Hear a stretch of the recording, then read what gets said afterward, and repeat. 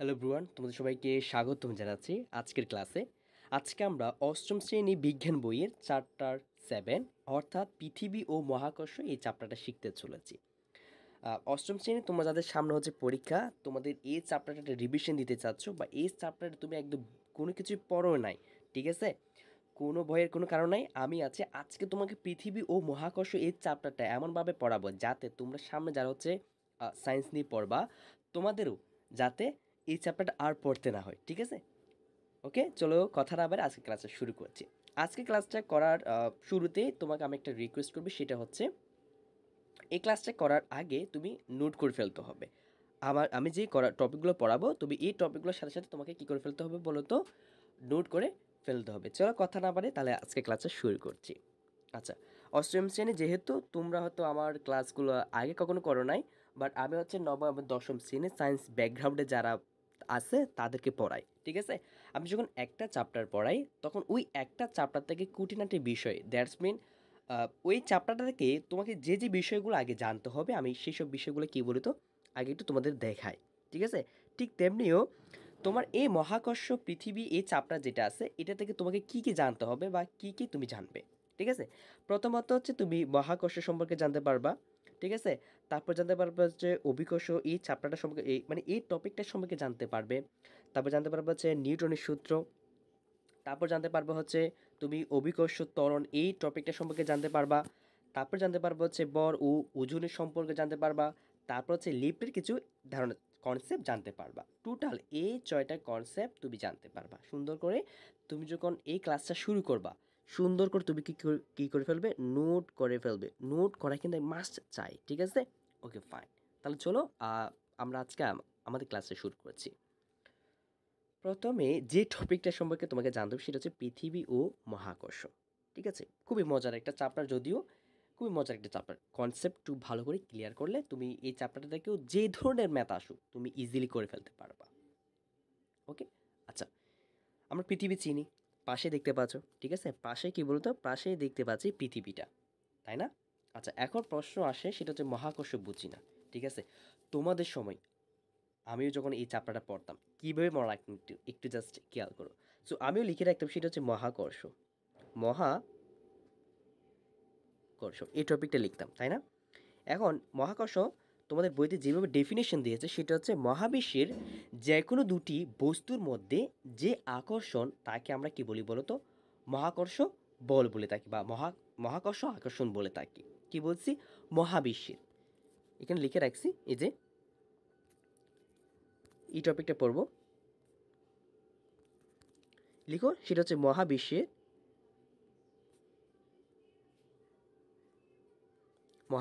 এই কথাটা কিন্তু থাকবে। এখন তুমি তো জানো যে মহাবিশ্বের মধ্যে কী কী আছে। মহাবিশ্বের মধ্যে তোমার রয়েছে সেটা হচ্ছে সূর্য রয়েছে, তাই না? সূর্য রয়েছে, তারপরে আমাদের পৃথিবী রয়েছে, মঙ্গল গ্রহ রয়েছে, শনি গ্রহ রয়েছে, আরও অনেক গ্রহ রয়েছে। তাহলে মহাবিশ্বের যে কোনো দুটি বস্তুর মধ্যে যে আকর্ষণ তাকে আমরা কি বলি বলতো? মহাকর্ষ বল বলি। তোমাকে আমি উদাহরণস্বরূপ এখানে বোঝানোর জন্য পাশে দেখো সূর্য, তাই না? এটাও একটা মহাবিশ্বের কি বলতো? একটি অংশ। পৃথিবী কিন্তু কি বলতো? মহাবিশ্বের একটি অংশ। আমাদের যে উপগ্রহ চাঁদ, এটাও কিন্তু মহাবিশ্বের কি বলতো? উৎস। অর্থাৎ একটু দেখো পৃথিবী এবং সূর্যের মধ্যে যে আকর্ষণ আছে, এই যে সূর্যকে প্রদক্ষিণ করে কে ঘুরতেছে বলতো? পৃথিবী ঘুরতেছে। তার মানে পৃথিবী সূর্যকে একটা বল দিয়ে টানতেছে, সূর্য পৃথিবীকে একটা বল দিয়ে টানতেছে। তাদের মধ্যে যে বল কাজ করে সেটাকে কি বলে বলো তো? সেটাকে বলা হচ্ছে মহাকর্ষ বল। আচ্ছা, আমি আবারও বলতেছি বুঝিয়ে। যখন মহাবিশ্বের দুটি বস্তুর মধ্যে, সেটা হতে পারে সূর্যও হতে পারে বা আরেকটি বস্তু সেটা পৃথিবীও হতে পারে, ঠিক আছে? পৃথিবীও হতে পারে আর অথবা সূর্যের সাথে তোমার মঙ্গল গ্রহ হতে পারে। সো এই দুটির মধ্যে যখন একে অপরকে একটা টান বলে কাজ করবে বা একে অপরকে যখন টেনে রাখবে, এই যে টানা, ঠিক আছে? এই যে যদিও বা পৃথিবী সৌরজগতের এখনও যে কক্ষপথ আমরা অনুমান করি, ঠিক আছে? অনুমান করি, এগুলো কিন্তু এখনও আবিষ্কৃত হয় নাই। অনুমান করে মানে এত দূরত্বে বা সূর্য থেকে এত দূরত্বে পৃথিবী ঘুরে বা সূর্য থেকে এত দূরত্বে মঙ্গল গ্রহ আছে, এই একটা অনুমান করা হয় আর কি, এখন কিন্তু প্রমাণিত হয় নাই, ঠিক আছে। সো সূর্য এবং পৃথিবী বা পৃথিবী বা মঙ্গল গ্রহ, সো একে অপরের যখন দুটি গ্রহের মধ্যে যখন যে কোনো একটা বল দিয়ে আকর্ষণ করেছে, তখন আমরা তাকে কি বলি বলতো? মহাকর্ষ বল বলে থাকি, ঠিক আছে। সো মহাবিশ্বের যে কোনো দুটি বস্তুর মধ্যে যে আকর্ষণ, তাকে আমরা কি বলি বলতো? মহাকর্ষ বল বলে থাকি, ঠিক আছে। সো আশা করছি এই কনসেপ্টটা তোমাদের ক্লিয়ার হয়েছে। সো ক্লিয়ার হলে ওকে, চলো আমরা নেক্সট কনসেপ্টে যাই। নেক্সট কনসেপ্টটা হচ্ছে নিউটনের মহাকর্ষ ও মহাকর্ষ বল। খুবই মজার আরও একটি কনসেপ্ট। আচ্ছা, নিউটনের মহাকর্ষ জানার আগে নিউটনের যে তিনটা সূত্র আছে এটা তোমাকে জানতে হবে। সেটা কি কি জানো? আচ্ছা, যখন প্রথম সূত্র বলছে নিউটনের তিনটা সূত্র, first law, second law, third law. এখন ফার্স্ট ল কি বলছে? ফার্স্ট ল বলছে যে কোন একটা স্থির বস্তু ও যেভাবে আছে ও চিরকাল সেভাবে থাকতে চাইবে যদি আমি তাকে বাহির থেকে বল প্রয়োগ না করি। বুঝতে পারলা? নিউটনের ফার্স্ট ল কি বলছে? নিউটনের ফার্স্ট ল বলতেছে কোন একটা স্থির বস্তু যেভাবে আছে ও সেভাবে থাকতে চাও, যে প্রবণতা সেইভাবে থাকবে যদি যদি না আমি তাকে বাহির থেকে কোনো বল প্রয়োগ না করি, ঠিক আছে। অর্থাৎ সোজা কথা সেটা হচ্ছে জড়তা কাজ করে। কি বলতো? জড়তা কাজ করে। এখন নিউটনের দ্বিতীয় সূত্র সেটা হচ্ছে বল, কি বলতো? বলের ডেফিনেশন সংজ্ঞা দেয়। যেমনটা কি, যে কোন একটা বস্তুর ভরবেগের, ঠিক আছে, কি বলতো? ভরবেগের পরিবর্তন হার এবং বল যদি ক্রিয়া করে সেদিকে কি কি ভরবেগ কি করব? ক্রিয়া করে।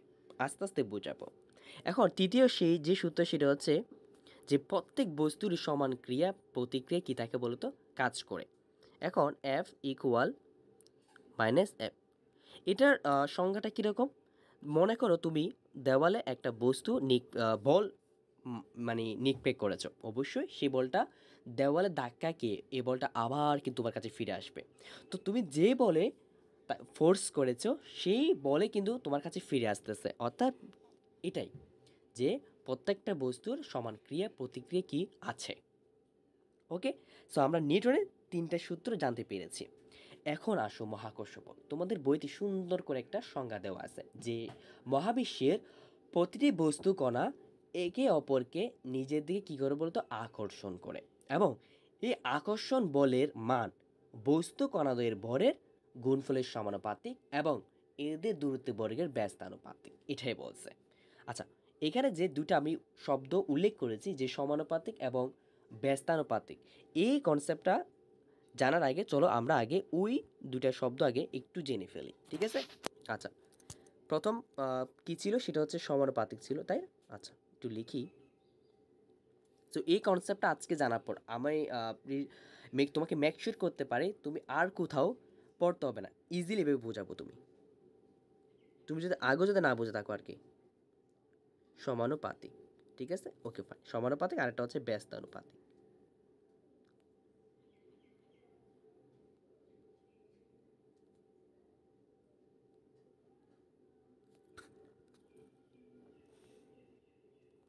এবং দেখবে এই দুটো কনসেপ্ট যখন বুঝবা তোমার সূত্রও কিন্তু ইজিলি বুঝে ফেলতে পারবা, ঠিক আছে।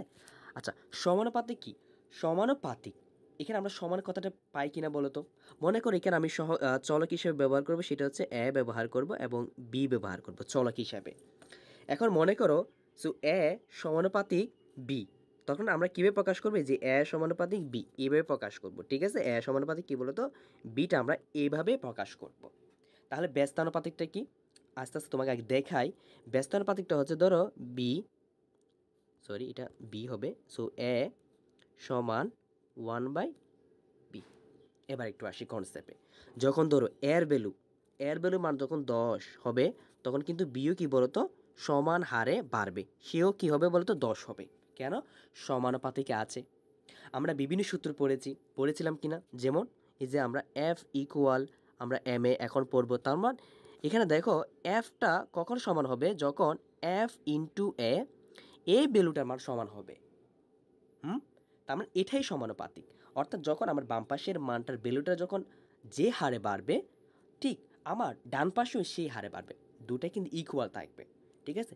যদিও বা এই সমানুপাতিক চিহ্নটা উঠে গিয়েও ধ্রুবক রাশি বসে। এই কনসেপ্ট আমরা আস্তে আস্তে আরও একটু পরে জানবো। কিন্তু আপাতত এটা বুঝতে পারছো কিনা যে সমানুপাতিক যখন আমার যে এর ভ্যালুটা অর্থাৎ বাম পাশে যে ভ্যালু থাকবে আমার বাম পাশে সেই হারে বাড়তে থাকবে অর্থাৎ সমান হবে আর কি। এখন দেখো, এখন এই ব্যস্তানুপাতটা কি যখন ধরো এর ভ্যালু বাড়বে তখন বির ভ্যালু কমবে এই হারে, এটা কিন্তু বুঝতে হবে। যখন আবার এর ভ্যালু কমবে তখন কিন্তু বি এর ভ্যালু কী বলতো বাড়বে। আমরা কনসেপ্ট আস্তে আস্তে একটু জানার চেষ্টা করবো। আশা করছি এই কনসেপ্ট দুটো একটু করে হলেও বোঝাতে পেরেছি আমি। আচ্ছা, বুঝতে পারলে চলো আবার তোমাদের বইতে যে সুন্দর করে সংজ্ঞাটা দিয়েছে একটু করে আমরা ব্যাখ্যা করি। যে মহাবিশ্বের, ঠিক আছে, একটু মুছে ফেলি, যে মহাবিশ্বের প্রতিটি বস্তু কণা কিন্তু একে অপরের নিজেদেরকে আকর্ষণ করে।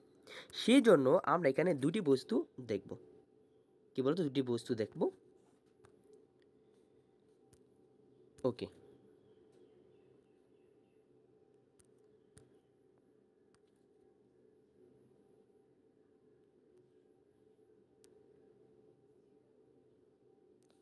আচ্ছা ফাইন, একটু যেন এঁকে ফেলি। আমি চাইলে স্লাইডগুলো নিজে রাখতে পারতাম কিন্তু করি না, সেটা হচ্ছে যাতে তোমাদেরকে বোঝাতে পারি এই জন্য। আচ্ছা ওকে, সো এখানে আমরা মহাবিশ্বের দুটি বস্তু কণা নিয়েছি, একটা হচ্ছে M1 এবং আরটা কি বলতো M2। সো এদের মধ্যে কি হচ্ছে বলতো নিজেদের মধ্যে আকর্ষণ করছে। কি করছে বলতো আকর্ষণ করছে। এখন এই আকর্ষণ বলটা কি? এই আকর্ষণ বলটাই হচ্ছে মহাকর্ষ বল। কি বল বলতো মহাকর্ষ বল। অর্থাৎ এই যে মহাবিশ্বের দুটি বস্তুকণার মধ্যে যে আকর্ষণ বলটা কাজ করছে, কোন বল? সেটা হচ্ছে মহাকর্ষ বল দ্বারা কিন্তু একে অপরকে আকর্ষণ করছে। আমরা এখনো কি বলতো মহাকর্ষ কনসেপ্টে আছি, ঠিক আছে? তাহলে দুটি বস্তুর মধ্যে মহাকর্ষ বল দ্বারা কি হচ্ছে আকর্ষণ হচ্ছে। এই আকর্ষণ বলের মান বস্তু কণাদ্বয়ের বরের গুণফলের সমানুপাতিক। এই আকর্ষণ লিখতেছে এবার, এই আকর্ষণের বলের মান বস্তু কণা সেটা কি M1 এবং M2, সো গুণফলের সমানুপাতিক। এই যে সমানুপাতের চিহ্নটা দিলাম, এটুকু বুঝছো? যে কি বলছে এই আকর্ষণ বলের মান অর্থাৎ মহাকর্ষ বলের মান বস্তু কণাদ্বয়ের বরের গুণফলের সমানুপাতিক। বরের গুণফলের, এই যে বর গুণফলের সমানুপাতিক দিয়েছি। এবং এদের দূরত্ব হচ্ছে আর। কি বলতো আর, মানে আর দূরত্বে এরা কি বলতো এরা আছে। এটা আর কেন হলো?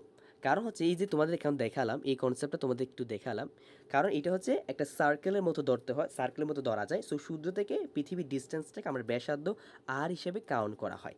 বুঝতে পারছো? ঠিক আছে, আচ্ছা আর ধরে নিলাম আর কি। ওকে ফাইন, আর দূরত্বে আছে। কি বলছে দূরত্বের কি বর্গের ব্যস্তানুপাতিক। তার মানে এই ভ্যালুটা আসলে দূরত্বের বর্গের, এটাকে বর্গ বলে, তো বর্গের ব্যস্তানুপাতিক। এই কনসেপ্টটা আসো। এখন তোমাদের বইতে সুন্দর করে লেখা আছে না যে F equal G M1 M2 divided by R square. এবার দেখো আমি কি বলছিলাম, যখন বলছিলাম একটু দেখো, যখন সমানুপাতিক চিহ্নটা থাকবে,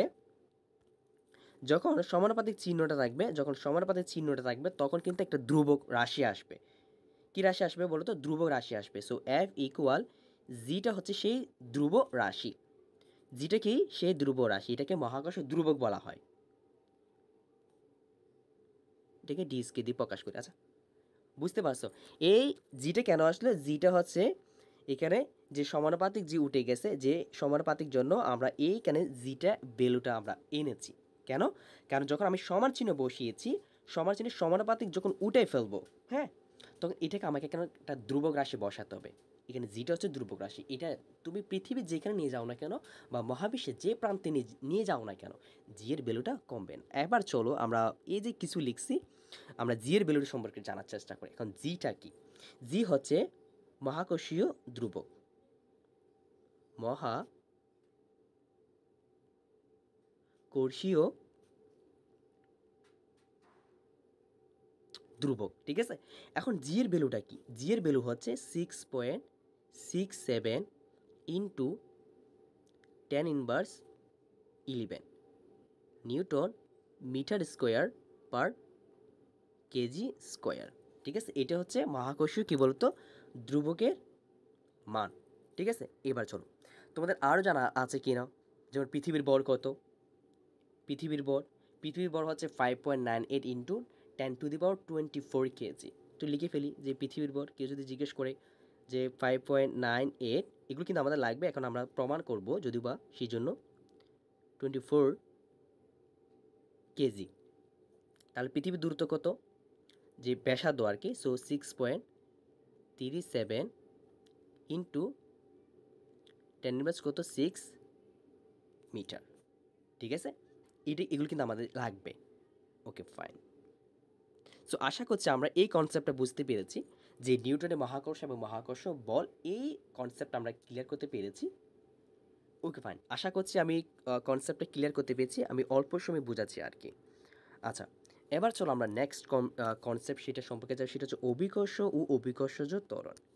আরও একটি মজার কনসেপ্ট এটা, যদি তুমি বুঝতে পারো আর কি। ঠিক আছে, যদি তুমি কি বলো তো বুঝতে পারো। Okay fine. এখন অভিকর্ষ কি? অভিকর্ষ বা অভিকর্ষজ ত্বরণ কি? এখন অভিকর্ষ কাকে বলে? অভিকর্ষ কাকে বলে? পৃথিবী, আমি কীভাবে মনে রাখতাম দেখো, পৃথিবী অভিকর্ষ ত্বরণ হচ্ছে পৃথিবীর সাথে যদি কোনো বস্তু হয়, পৃথিবীর সাথে কী বলতো, কোনো একটা বস্তু যদি, যে আকর্ষণ পৃথিবী এবং যে কোনো বস্তুর মধ্যে যে আকর্ষণ তাকে অভিকর্ষ ত্বরণ বলে। তাহলে এখন প্রশ্ন আসতে পারে, তাহলে মহাকর্ষ বলটা কখন কোথায় কাজ করবে? পৃথিবীর বাহিরে। তাহলে অভিকর্ষ বলটা কোথায় কাজ করবে? অভিকর্ষ বলটা কাজ করে হচ্ছে পৃথিবীর ভেতরে। বুঝতে পারছো? অভিকর্ষ বলটা কোথায় কাজ করে? এই যে পৃথিবীর ভেতরে। তাহলে আবার সংখ্যাটা বলি, যে পৃথিবী এবং অন্য যে কোনো বস্তুর মধ্যে যে আকর্ষণ তাকে কি বলে বলো তো? মহাকর্ষ বল বলে। এবার দেখো পৃথিবী এবং যে কোনো বস্তু, এই যে আমরা সেটা হচ্ছে সূর্য এবং পৃথিবী। ঠিক আছে, সূর্য এবং পৃথিবী, এটার মধ্যে কি আকর্ষণ বল? এটা হচ্ছে মহাকর্ষ বল। মহাকর্ষ বল। তাহলে পৃথিবী আর যদি হয় তুমি, হ্যাঁ পৃথিবী এবং যদি তুমি হও, তাহলে কি বলতো? অভিকর্ষ। কি বলতো? অভিকর্ষ বল। ঠিক আছে, মনে থাকবে। পৃথিবীর সাথে যদি তোমার গাড়িও হয়, বাড়িও হয়, গাছপালা হয়, ওটা কিন্তু অভিকর্ষ বলে থাকবে। ঠিক আছে, আশা করি বুঝাতে পেরেছি আমি। সো অভিকর্ষ কনসেপ্টটা আমাদের ক্লিয়ার হয়েছে। এবার আসো অভিকর্ষ ত্বরণ। কি বলতো? অভিকর্ষ ত্বরণ। অভিকর্ষ ত্বরণ তোমাকে জানার আগে, তোমাকে একটা শব্দের সাথে জানার আগে তোমাকে এই কনসেপ্টগুলো কিন্তু লিখে রাখতে বলছিলাম, এই যে এই কনসেপ্টগুলো। হ্যাঁ ফাইন, এটা কিন্তু মনে রাখতে হবে। আচ্ছা ফাইন, এবার চলো আমরা অভিকর্ষ ত্বরণটা সম্পর্কে জানি। অভিকর্ষ ত্বরণটা, এখন অভিকর্ষ ত্বরণ কাকে বলে এটা কিন্তু জানতে হবে। অভিকর্ষ ত্বরণ কাকে বলে জানতে হবে। এখন দেখো যে আমরা জানি যে তুমি যখন কোনো একটা বস্তুর উপর বল প্রয়োগ করবা, অবশ্যই সেখানে বস্তুর কিসের পরিবর্তন? অবশ্যই বস্তুর বেগের পরিবর্তন হবে। এটা মাথায় রাখতে হবে, যেখানে বস্তুর ভরবেগের পরিবর্তন হয় ওইখানে কিন্তু ত্বরণ কাজ করে। ওইখানে কি কাজ করে? ত্বরণ কাজ করে। ঠিক আছে, তো ত্বরণটার ডেফিনেশনটা এইভাবে দেওয়া যায়, সেটা হচ্ছে, আমি একটু মুছে ফেলি এটা, যে এইভাবে দেওয়া যায় সেটা হচ্ছে যে যখন আমরা এফ ইকুয়াল এম এ, ঠিক আছে, F equal to M A. এখন ত্বরণ কাকে বলে? ত্বরণ কাকে বলেছে? সেটা হচ্ছে বেগের পরিবর্তন, শেষ বেগ মাইনাস আদি বেগ, বেগের পরিবর্তনের হারকে কি বলে? ত্বরণ বলে। বেগের পরিবর্তনের হারকে, উপরে কিন্তু বেগের পরিবর্তন হয়েছে, তো বেগের পরিবর্তন হার মানে হচ্ছে সময় দ্বারা ভাগ করা হয়। সময় দ্বারা কী করা হয় বলো তো? ভাগ করা হয়। তখন এটা ত্বরণ হয়। এটা কিন্তু একদম সরল রৈখিক বরাবর যদি কাজ করে আর কি, হ্যাঁ বল প্রয়োগ করা এই ক্ষেত্রে। তাহলে অভিকর্ষ বলের প্রভাবে একটু জাস্ট খেয়াল করো, তার ত্বরণটা কোথায় কাজ করে? ত্বরণটা কাজ করে তোমার ভূপৃষ্ঠের কাজ করে।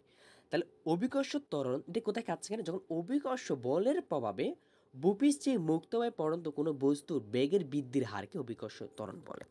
তোমার এই যে ত্বরণটা, এটা কাজ করবে কোথায়? তোমার ভূপৃষ্ঠে।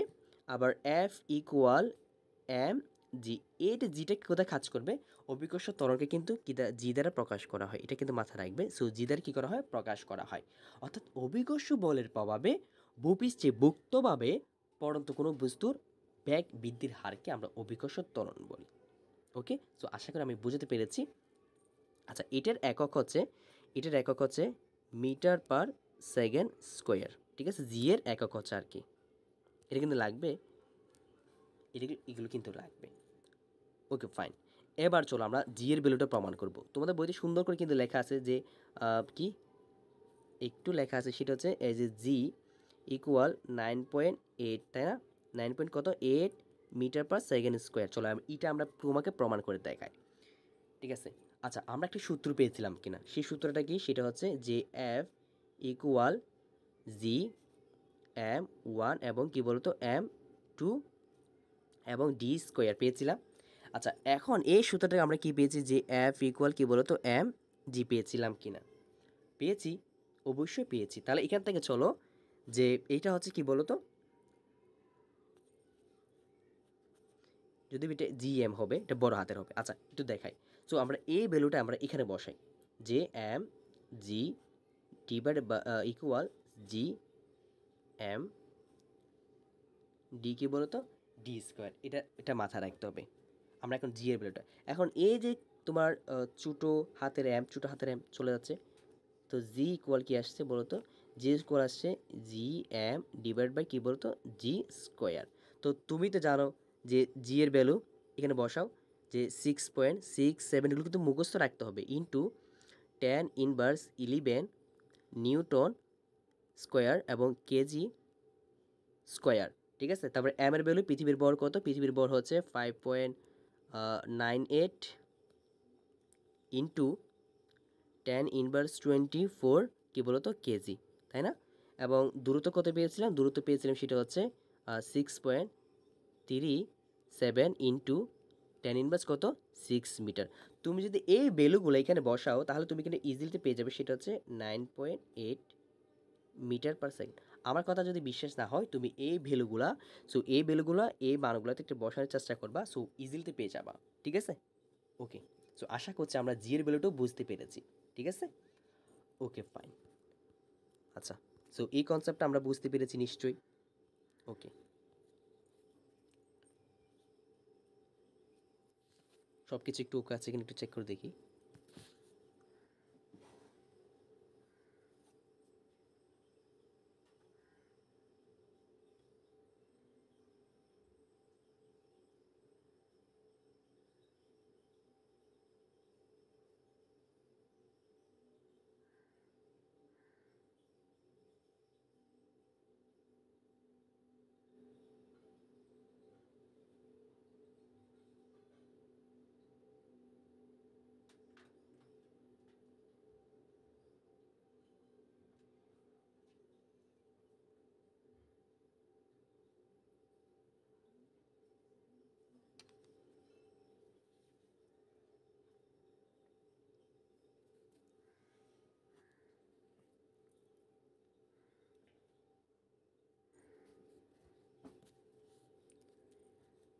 ওকে, সব কিছু ওকে আছে।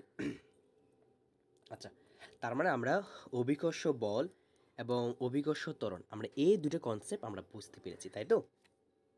ওকে, ফাইন। আচ্ছা, সো এটা জানার আগে তোমাকে আমি এই স্লাইডটা একটু নিয়ে আসি আগে। ওকে, ফাইন। আচ্ছা, এবার চলো, তাহলে আমরা অভিকর্ষ ত্বরণের সাথে পরিচিত হয়েছি। ওকে, তো এখন অভিকর্ষ ত্বরণ, ঠিক আছে, পৃথিবীর বিভিন্ন স্থানে কিন্তু বিভিন্ন রকম হয়, ঠিক আছে? অভিকর্ষ ত্বরণ কি বলতো, বিভিন্ন স্থানে বিভিন্ন রকম হয়। এখন বলতে পারো যে বাংলাদেশের অভিকর্ষ ত্বরণ আর আমেরিকার অভিকর্ষ ত্বরণ কি ভিন্ন হয়? আরে না, তুমি বুঝতে ভুল করেছো। বাংলাদেশ, আমেরিকা, তুমি যে কোনো জায়গা, তুমি যে কোনো দেশের নামে বলো না কেন, সেই ক্ষেত্রে জি এর মান কিন্তু একটাই থাকবে। তখন কি জি এর ভ্যালু থাকবে, সেটা হচ্ছে 9.8, এই ভ্যালুটাই কিন্তু থাকবে। তাহলে কোথায় চেঞ্জ হবে, এটাই দেখাবো তোমাকে আমি। একটু জাস্ট খেয়াল করো, একটু চিত্র আঁকিনি।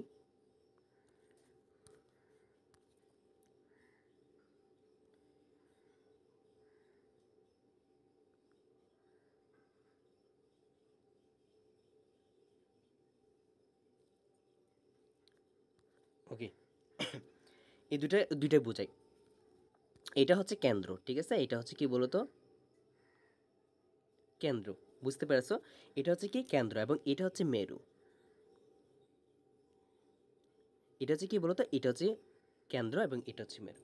কেন্দ্রে জি এর মান কিন্তু অপরিবর্তিত, অর্থাৎ জি কিন্তু শূন্য থাকবে। হ্যাঁ, কেন্দ্রে কি বলতো জি এর মান শূন্য থাকবে, এটা কিন্তু মাথায় রাখতে হবে। ওকে, সো কেন্দ্র শূন্য থাকবে, কেন কেন্দ্রের মধ্যে অপরিবর্তিত থাকে। এখন মেরুর মধ্যে জি এর মান একটু কম থাকবে, জি এর মান কি বলতো কম। তাহলে এই যেখানে এই যে অঞ্চলটা আছে এইখান থেকে যখন ভালো করে খেয়াল করো, যখন এটা কমে আছে তাই না, কি বলতো কম আছে, এটা যদি তুমি সারফেস টেন হিসেব করো জি এর মানে কি থাকবে, মানে সেমই থাকবে, মানে সমান। এটা কিন্তু মাথায় রাখতে হবে, ঠিক আছে।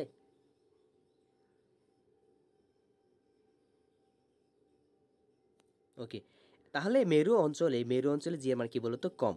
তাহলে মেরু অঞ্চলে যদি জি এর মান কম হয়, তাহলে বিষুবীয় অঞ্চল কি বলতো জি এর মান বেশি। বিষুবীয় অঞ্চলে কি বলতো জি এর মান কি বেশি থাকে, জি বেশি।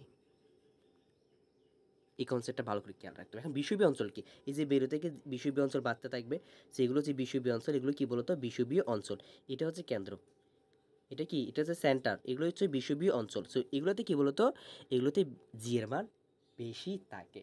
তো তোমাদের বইতে কিন্তু অনেক লেন্দি একটু পড়া দিছে, যাতে তোমাদের শর্টকাটে বুঝতে পারে এই জন্য। তাহলে আবার একটু বলি, যে মেরু অঞ্চলে জি এর মান কি বলতো কম থাকবে, বিষুবীয় অঞ্চলে জি এর মান কি থাকবে বেশি থাকবে। সো আশা করছি আমরা পৃথিবীর বিভিন্ন স্থানের কনসেপ্টটা আমরা বুঝতে পেরেছি, রাইট? Okay fine. সো বুঝতে পারলে চলো আমরা নেক্সট কনসেপ্টে যাবো এবার। ওকে ফাইন, এবার চলো আমরা তাহলে এই কনসেপ্টটা ক্লিয়ার গেছে, আমাদের আরও কিছু কনসেপ্টটা জানতে হবে, ঠিক আছে। আচ্ছা, এই দুটো বুঝছি আর কি, মানে যে মেরু অঞ্চলে জি এর মান কম থাকে, বিষুবীয় অঞ্চল। এবার দেখো ভূপৃষ্ঠের কিন্তু বিভিন্ন স্থানে বিভিন্ন সময়ের জন্য জি এর মান কি হয় পরিবর্তিত হয়। কি হয় বলো তো, পরিবর্তিত হয়। ওই টপিকটা একটু পড়ে ফেলবা, ঠিক আছে, ওই টপিকটা একটু পড়ে ফেলতে হবে। যদিও এই টপিকে পড়াই দিছি, যদিও এই টপিক আমি পড়াই দিছি, ঠিক আছে। এবার আসো আমরা নেক্সট কনসেপ্টে যাই। নেক্সট কনসেপ্টটা হচ্ছে বর ও ওজন। কি বলতো বর ও ওজন, এটা কিন্তু মাস্ট একদম জানতে হবে, ঠিক আছে। বর ও ওজন, চলো এবার একটু বোঝাই। যেমন হচ্ছে বর মানে মাছ, এবং ওজন মানে হচ্ছে কি ওয়েট, ঠিক আছে। বর, তোমরা আবার এটা মনে করিও না যে এই বর আর ওজন একই, ঠিক আছে। মানে এটা এটা কখনো মনে করি না, এটা মনে করলে তুমি ভুল হবে, ঠিক আছে। এটা কিন্তু মনে করলে কি হবে, ভুল হবে। বর হচ্ছে কি, লেখো এবার, এটা আবার কিছু মুছে গেছে, লেখো যে বর, বর সমান হচ্ছে কি বস্তুর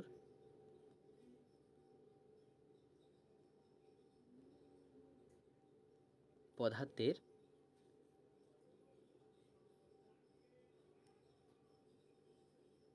পরিমাণ, ঠিক আছে। তাহলে বর কি, বর হচ্ছে যে বস্তুর পদার্থের পরিমাপ। তাহলে এখন ওজন কি, ওজন কি পারবা, হ্যাঁ, ওজন, ওজনকে কিন্তু প্রকাশ করে ডাব্লিউ দিয়ে। আমরা বরকে প্রকাশ করব কি দিয়ে, আমরা বরকে প্রকাশ করব যে স্মল লেটার এম দিয়ে। সো ওজন সমান হচ্ছে এম জি। কি বলতো ওজন সমান হচ্ছে কি বলতো এম জি, এটা কিন্তু মাথায় রাখতে হবে। তাহলে বর সমান কি, বর হচ্ছে বস্তুর পদার্থের পরিমাপ। সেটা হতে পারে, ধরো আমরা অনেকে আসি না যে 500 গ্রাম, হ্যাঁ, তারপর এখানে 500 গ্রাম আছে, তারপর হচ্ছে 1 কেজি, তাই না। এবং এই বর আর ওজন কিন্তু অনেক তফাৎ আছে, কি বলতো অনেক তফাৎ আছে। চলো আমরা একটু বোঝার চেষ্টা করি এটা, ঠিক আছে, একটু বোঝার চেষ্টা করি। Okay fine. এখন মনে করো বর কিন্তু ধ্রুব রাশি, বর কি বলতো, বর হচ্ছে ধ্রুব রাশি।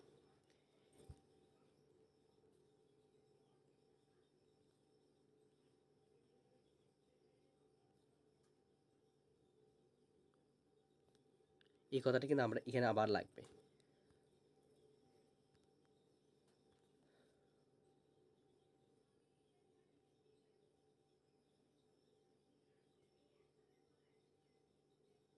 বর কি রাশি, বর হচ্ছে ধ্রুব রাশি। এখন ধ্রুব রাশি কি বলছিলাম মনে আছে, আমি যখন ওই যে F equal G M one এবং M two divide by D square এখানে বলছি, ধ্রুব যখন থাকবে তখন কোনো চেঞ্জ হবে না, নো চেঞ্জ, নো কি বলতো, নো চেঞ্জ, নো চেঞ্জ। ধ্রুব রাশি যখন থাকবে নো চেঞ্জ হবে। এখন তোমাকে যে বলছি double equals to M G, অর্থাৎ এখানে কিন্তু আমার এম এর কোনো কী হবে বলবো, পরিবর্তন হবে না বা, বুঝছো? এম এর কোনো পরিবর্তন হবে না। যদি তুমি ধরো মনে করো এটা হচ্ছে পৃথিবী, তুমি ধরো পৃথিবীতে, সরি,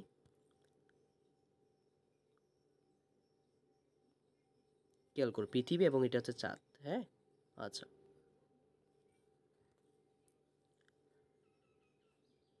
এটা কোনো কারোর আবার পার্সোনাল চাঁদ না, বুঝতে পারলো? এটা কারোর আবার পার্সোনাল চাঁদ না, এটা হচ্ছে সবার চাঁদ। ওকে, এখন পৃথিবীতে মনে করো, সরি আসলে পৃথিবীতে মনে করো তোমার ওজন বর হচ্ছে কত, 70 কেজি, ঠিক আছে? তোমার ওজন কত কেজি? 70 কেজি। এখন চাঁদে গিয়ে তোমার ওজন কিন্তু পরিবর্তন হবে। চাঁদে কি হবে বলতো, তোমার ওজন পরিবর্তন হবে, এটা কিন্তু মাথায় রাখতে হবে, ঠিক আছে? চাঁদে গিয়ে তোমার ওজন কি হবে, পরিবর্তন হবে। এখন চাঁদে গিয়ে তোমার ওজন কীরকম পরিবর্তন হবে, সেটা হচ্ছে জি এর, এটা মাথায় রাখো, জি এর 6/1 কিন্তু পরিবর্তন হয়, ঠিক আছে? কি বলতো, জি এর 6/1 কি 1 ভাগ, এটা কিন্তু মাথায় রাখতে হবে। 6/1 কি হয়, পরিবর্তন হয়। তাহলে চলো আমরা একটু বের করি। মনে করো তোমার পৃথিবীতে বর কত, যে পৃথিবীর জন্য আমরা ওজন বের করব, সেটা হচ্ছে W E equal M G. এখন তোমার বর কত, সেটা হচ্ছে 70 কেজি ইন্টু 9.8, এটা একটু মাল্টিপ্লাই করতে হবে। জাস্ট একটু ওয়েট, ক্যালকুলেট করি কত আসলে, সেটা হচ্ছে 686 নিউটন। তাহলে চলো আমরা এখন মনের জন্য বের করি, বা চাঁদে গেলে তোমার কেমন হবে। তো বর তো ধ্রুবকে থাকবে। এখন কি বলছিলাম, এই যে জি এরটা বের করতে হবে, যেমন জি এর ত্বরণটা বের করবে 9.8 এর 1/6, আমার এই ভ্যালুটা কত আসবে, তুমি যে 9.8কে 6 দিয়ে ভাগ করবা, তোমার চাঁদের যে অভিকর্ষ ত্বরণ সেটা বের হবে 1.63 মিটার/সেকেন্ড স্কোয়ার। তাহলে তুমি এখানে বসে 1.63, তাহলে এটা মাল্টিপ্লাই করো ইন্টু 17, তোমার নিউটন আসবে, সেটা হচ্ছে এই যে এত নিউটন। তো বুঝতে পারতেছো, তোমার চাঁদে গেলে তোমার ওজন কি হবে, কমে যাবে। ওজন কি বলতো, কমে যাবে। চাঁদে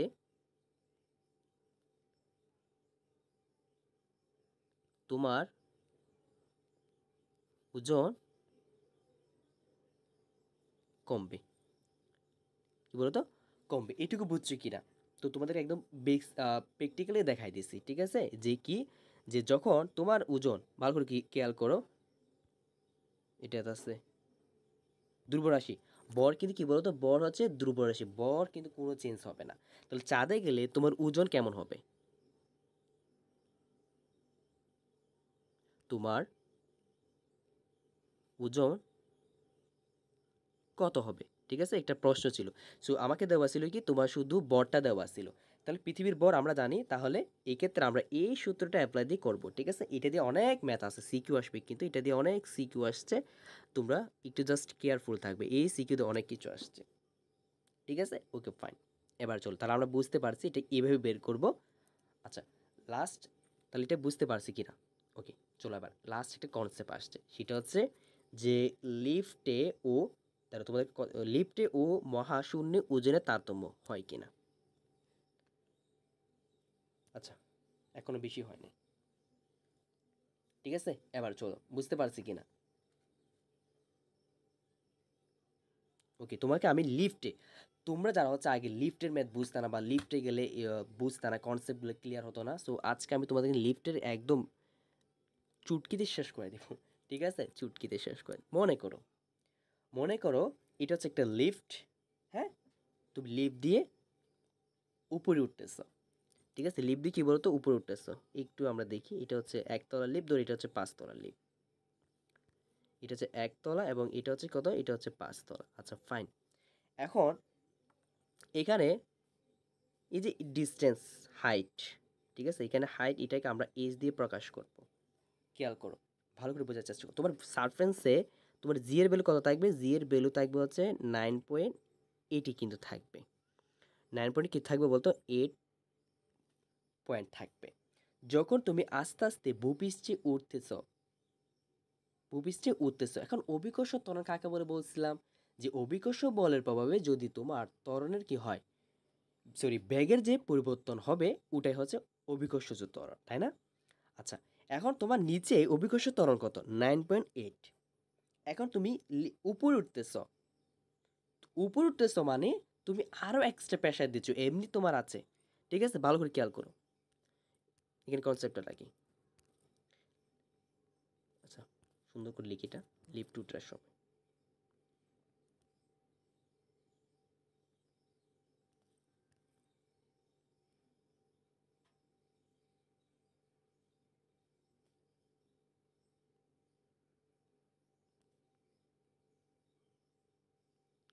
লিফটে উঠার সময়, ঠিক আছে। দেখো, লিফটে ওঠার সময় এখানে আমরা জি এর ভ্যালুটা খেয়াল করবো। সো জি প্রাইম হিসেবে ধরি।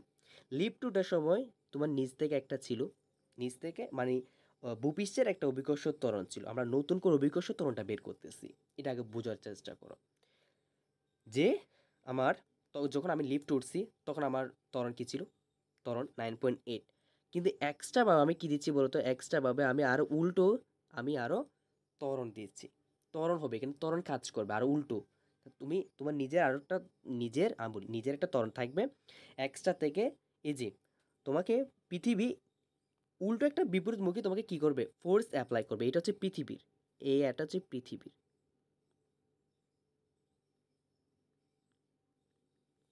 উল্টো, এটা বিপরীতমুখী, ঠিক আছে। তোমার নিজের একটা আছে, উল্টো পৃথিবী তোমাকে একটা দেয়। কি বল, সরি এটা পৃথিবী দেবে যে, এইটা সরি এটা পৃথিবী দেবে যে। সো সমতলের জন্য হবে, উল্টো তোমাকে পৃথিবী নিজে একটা দেয়, তাই না? পৃথিবী তো বিপরীতমুখী কাজ করতেছে কিনা? তুমি তো একটা, এই যে এখানে ধরো এটা আছে, তুমি এখানে বসতেছিলে। সো বিপরীত যখন কাজ করতেছে, তুমি উপরে যাচ্ছ। সো উপর থেকে তুমি নিচে, তুমি কিন্তু নিজে নিচে কাজ করতেছো, কিন্তু পৃথিবী তোমাকে নিচ থেকে উপরে একটা ঠেলে দেয়। ঠিক আছে, উপরে কি করবো বলে ঠেলে দেয়। সো তুমি আবার বলি, তুমি নিচ থেকে একটা কাজ করো, হ্যাঁ, পৃথিবী কিন্তু তোমাকে কিন্তু একটা বিপরীতমুখী ক্রিয়া করবে, মানে বিপরীতমুখী একটা তোমাকে ক্রিয়া করাবে। সো ওটা কিন্তু হয়, ঠিক আছে। তো এই ক্ষেত্রে তোমার তখন কিন্তু আমাদের নিজে থেকে তখন কি হয় বলো তো? ভারী ভারী লাগে। তখন লিফট উঠার সময় নিজেকে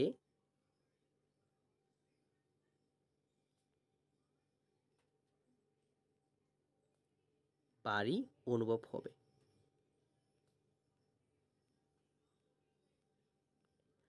বুঝতে পারছো কেন অনুভব হবে?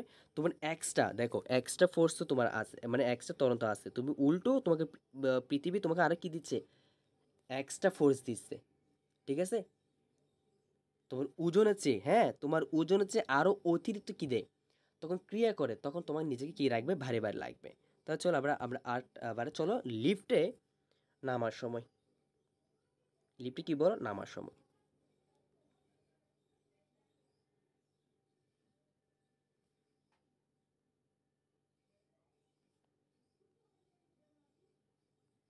লিফটে নামার সময় আমরা কি বের করতেছি? নতুন একটা ত্বরণ বের করতেছি। আচ্ছা, এটা তো আমার তো নিজে একটা ত্বরণ, তাই না? তো এই ক্ষেত্রে কি বলতো? এই যে মুক্তভাবে পড়ে, মুক্তভাবে যে পড়ে, ভালো করে শুনো, মুক্তভাবে পড়লে এখানে কিন্তু আর কি করে না, আর অভিকর্ষ ত্বরণ কাজ করবে না। সো এটা কিন্তু বাদ চলে যাবে। তখন কিন্তু তখন নিজেকে হালকা মনে হবে, ঠিক আছে। নিজেকে কি মনে হবে? নিজেকে হালকা মনে হবে, কারণ তুমি দ্রুত, দ্রুত গতিতে চলে আসতেছো। দ্রুত গতিতে কি আছো? চলে আসো, ঠিক আছে। তখন কি হবে? হালকা মনে হবে। সো এই ছিল কনসেপ্ট, ঠিক আছে। যে তোমাদের বইতে লিফটের এত ডিটেলসে কি পড়া যে দিছে আমি বুঝি না, ঠিক আছে। তারপর একটু পড়বা, বাট আমি শুধু দুইটাই কনসেপ্ট তোমাকে শেষ করে দিছি। সেটা হচ্ছে কি, যে লিফটে উঠলে তোমার কি মনে হবে, ঠিক আছে। তখন তোমাকে কি কাজ করতে হবে? তখন তোমাকে ভারী মনে হবে। আর যখন তুমি লিফট দিয়ে নামবে, তখন তোমাকে কি মনে হবে? হালকা মনে হবে। কেন? তখন ওই যে এক্সট্রা তোমার যে ত্বরণটা আছে ওটা কিন্তু মুক্তভাবে পড়ন্ত হয়ে যায়, ওটা আর কি করে না, ওটা লাগে না, ঠিক আছে। তখন তোমার কি হবে? ওজন তোমার কম হবে, ওজন কম হবে, ওজন সমান ওজন কম হবে। এখানে কি হবে? ওজন বাড়লে বেশি হবে। ডাব্লিউ আর কি ওজন, আর কি ওজন বেশি। ঠিক আছে, এই কনসেপ্টটা তাহলে এখানে আজকে যা করাইছি সুন্দর করে নোট করে ফেলবা, সুন্দর করে কি বলো তো নোট করে ফেলবা। এই তো চলে আসছে আমরা। সো আমরা এই চ্যাপ্টারটা থেকে কী কী শিখতে পারলাম বা তোমাদের যা যা পড়াইছি, যেগুলো আমি বলছিলাম আর কি, এগুলো হচ্ছে তোমরা এখানে পড়ে ফেলবা। এগুলো হচ্ছে তোমার প্রশ্নে ক কতে আসবে। কোথায় আসবে বলো তো? ক কতে আসার পসিবিলিটি বেশি, যে ক বা খতে আসবে। ঠিক আছে, ওকে ফাইন। সেগুলো একটু দেখে ফেলবা। যেমন ওজন কাকে বলে, যে কোনো বস্তুকে পৃথিবীর যে বল দ্বারা তার কেন্দ্রের দিকে আকর্ষণ করে তাকে ওজন বলে। ঠিক আছে, আচ্ছা পৃথিবীর কেন্দ্রের দিকে যখন বলছে, যে পৃথিবীর কেন্দ্রের দিকে ওজন কিন্তু কি বলতো শূন্য থাকে। পৃথিবীর কেন্দ্রের ওজন কিন্তু কি থাকে? শূন্য থাকে। এটা কিন্তু মাথায় রাখতে হবে। পৃথিবীর কেন্দ্রে কি বলতো? পৃথিবীর কেন্দ্রের ওজন কিন্তু শূন্য। ঠিক আছে, কারণ ওজন শূন্য মানে হচ্ছে জি এ ভ্যালু কি থাকে? শূন্য থাকে। জি এ ভ্যালু শূন্য থাকলে তুমি ডাব্লিউ ইকুয়ালস টু বসাও এখানে এম ইন্টু শূন্য, তো শূন্য হয়ে আসবে কিনা। ঠিক আছে, ওকে, এটা কিন্তু মাথায় রাখতে হবে। পৃথিবীর কেন্দ্রে কি হয়? ওজন শূন্য থাকে। সো হোপফুলি তোমাদের বোঝাতে পেরেছি। ওকে, সো ক্লাসটি ভালো লাগলে অবশ্যই তোমরা চ্যানেলটা একটু সাবস্ক্রাইব করে রাখতে পারো। ঠিক আছে, তোমাদের জন্য শুভকামনা থাকবে যাদের সামনে পরীক্ষা। ঠিক আছে, আর এখানে শেষ করছি ক্লাসটা তোমরা কি করবা? ক্লাসটা হচ্ছে তোমাদের ফ্রেন্ডদের মাঝেও একটু শেয়ার করে তাদের কাছেও যদি পৌঁছিয়ে দেবা। ঠিক আছে, কারণ এক থেকে একের অধিক যখন এঙ্গেজমেন্ট বাড়ে তখন আমাদেরও পড়াতে একটু আগ্রহ আসে। ঠিক আছে, তোমাদের বড় ভাইদেরকে পড়াচ্ছি নবম এবং দশম শ্রেণীতে। সো এই কনসেপ্টগুলো আমি ক্লাস 8কে কেন পড়াচ্ছি সেটা হচ্ছে তোমরা যাদের হচ্ছে সামনে সায়েন্স নিয়ে পড়ার ইচ্ছা আছে, তো এই কনসেপ্টগুলো কিন্তু ভালো করে বুঝতে হবে, নাহলে কিন্তু 9-এ এসে এত প্যারা খাবে। সো এই জন্য ঠিক আছে, সেই তোমাদের ফ্রিতে করে ক্লাস দিচ্ছি। তোমরা যদি ক্লাসটুকু ভালো লাগে তাকে অবশ্যই তোমরা কী করবা? এই চ্যানেলটা একটু সাবস্ক্রাইব করবা। আর যারা হচ্ছে ক্লাসের হচ্ছে এই যে শিডিউল পেতে চায় বা ক্লাস নোট পেতে চায়, যাদের প্রয়োজন, তোমরা টেলিগ্রাম চ্যানেল অর্থাৎ লার্ন অ্যান্ড স্কোর, এই তোমরা টেলিগ্রাম চ্যানেলে যুক্ত হতে পারো। ঠিক আছে, ওকে ফাইন, সবাই আমার জন্য একটু দোয়া করবা এবং ভিডিওটা ক্লাস ভালো লাগলে তোদের ফ্রেন্ডদের মাধ্যমে শেয়ার করে জানাবা। ঠিক আছে, ওকে, দেখা হবে আরেকটি ক্লাসে।